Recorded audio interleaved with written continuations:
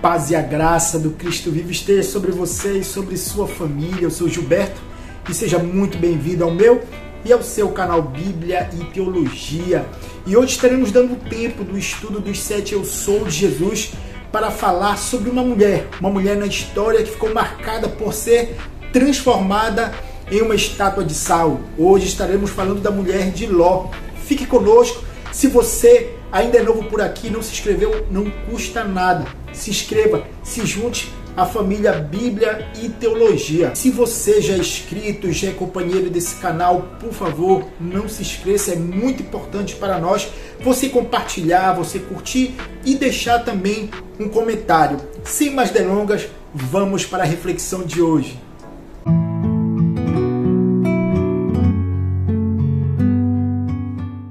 E o texto hoje está no Evangelho segundo escreveu Lucas, no capítulo 17, versículo 32, um versículo pequeno, mas que traz grandes ensinamentos para nós hoje. Lucas, capítulo 17, versículo 32, que diz assim: Lembrai-vos da mulher de Ló.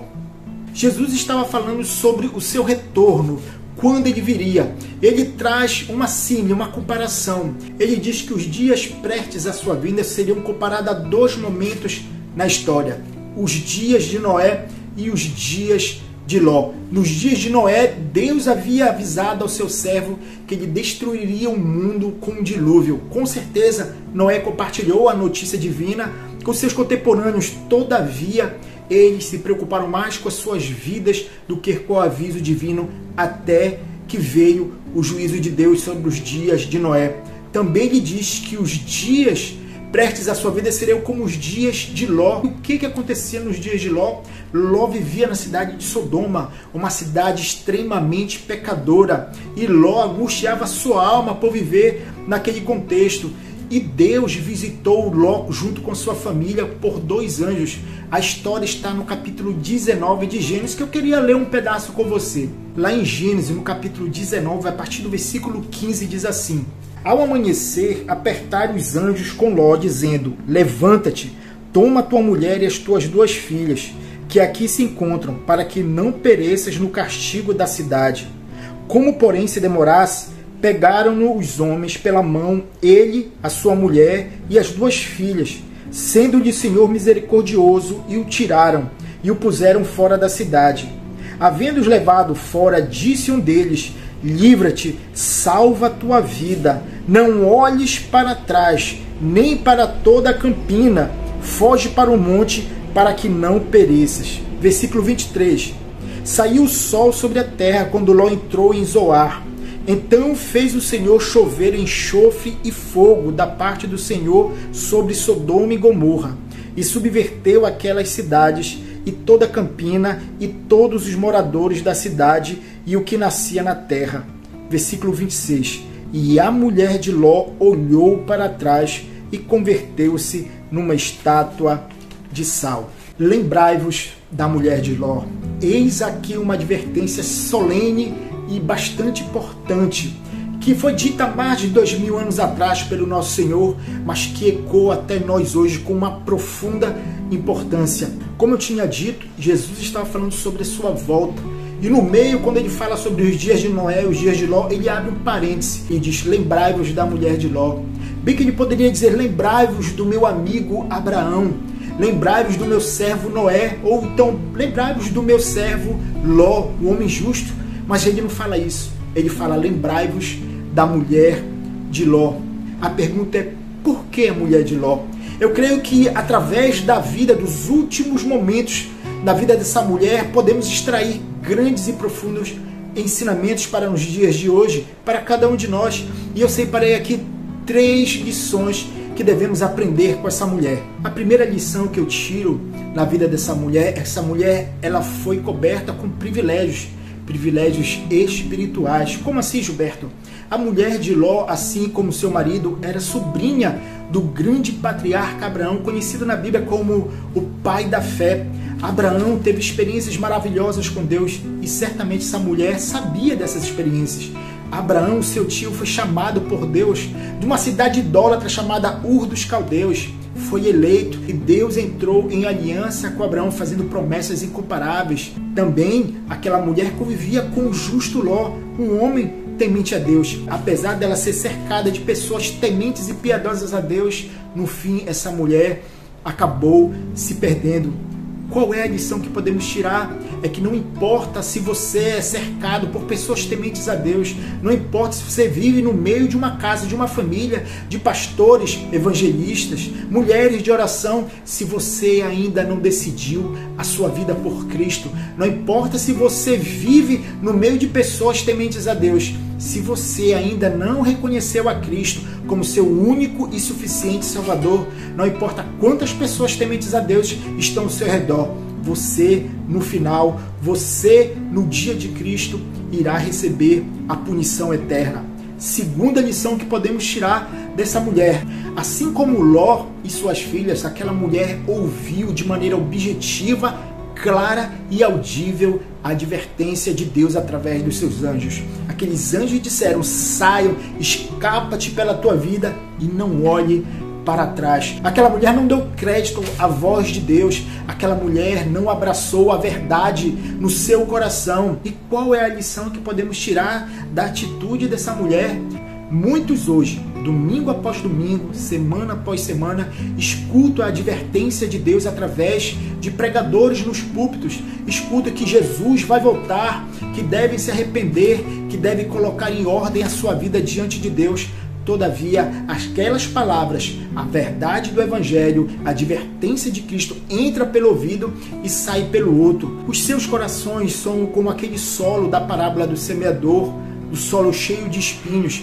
Veja o que diz em Mateus 13, versículo 22. O que foi semeado entre os espinhos é o que ouve a palavra, porém os cuidados do mundo e a fascinação das riquezas sufocam a palavra e fica infrutífera. Assim foi o coração daquela mulher, que ouviu a advertência divina, ouviu a palavra de Deus através da boca de anjos, não obedeceu, assim sendo, foi alvo do juízo de Deus. A terceira lição que podemos tirar da mulher de Ló é que ela ainda tinha o coração preso em Sodoma. A pergunta que deveríamos fazer é: o que levou aquela mulher a desobedecer à voz de Deus e olhar para trás e ser alvo do juízo divino? Há muitas conjecturas, há muitas ideias do que levou aquela mulher a olhar para trás.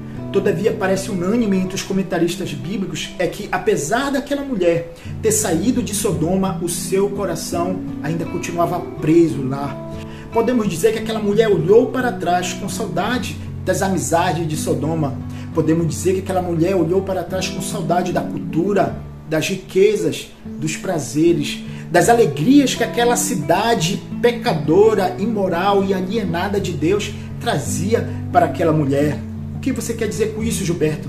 Eu quero dizer que muitos hoje estão nas igrejas, fazem parte dos jovens, são membros de igreja, têm os seus nomes nos halls das denominações, todavia o seu coração continua preso nas coisas do mundo. É por isso que o Senhor nos exorta no livro de Provérbios, no capítulo 4, versículo 23, que diz assim: sobre tudo que se deve guardar, guarda o coração, porque dele procedem as fontes da vida. Lembrai-vos da mulher de Ló, aquela mulher que ficou tão perto da salvação, todavia considerou os prazeres e as riquezas daquela cidade penitente mais valiosos do que a oferta da salvação. A palavra de Deus para mim e para você hoje é: lembre-se da mulher de Ló.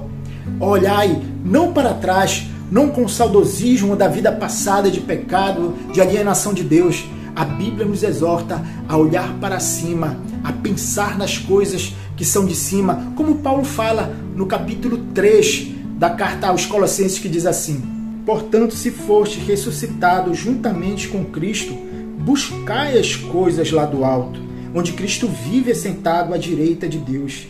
Pensai nas coisas do alto, não nas que são aqui da terra, porque morreste, e a vossa vida está oculta juntamente com Cristo em Deus.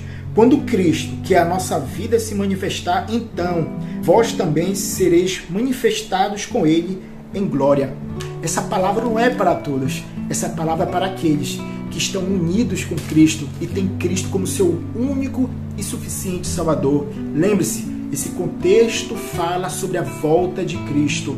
E naquele dia, quando Cristo voltar, muitos que pensam que estão salvos, muitos que pensam que estão unidos com Cristo por pertencerem a uma denominação, por ter uma religião, naquele dia serão pegos de surpresa. Por quê? Porque os seus corações ainda continuavam presos nas coisas deste mundo. Os nossos olhos não devem estar presos nas coisas deste mundo pecaminoso, mas que os nossos olhos venham estar ao alto, olhando para aquele que é autor e consumador da nossa fé, Cristo, o Senhor, a nossa riqueza, o nosso tesouro, o nosso deleite.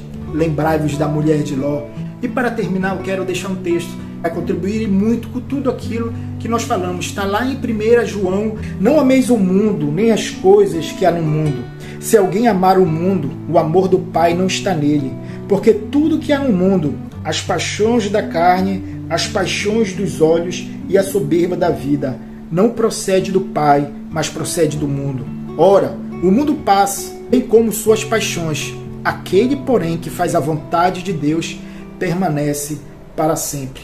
A minha oração neste dia é que essa palavra venha cair como uma semente no seu coração, que essa palavra venha encontrar morada eterna e permanente e venha produzir mudança, arrependimento, venha produzir uma nova vida que glorifique a Cristo. Muito obrigado por você ter ficado conosco até agora. Deus te abençoe e te guarde na pessoa do seu Filho Jesus Cristo.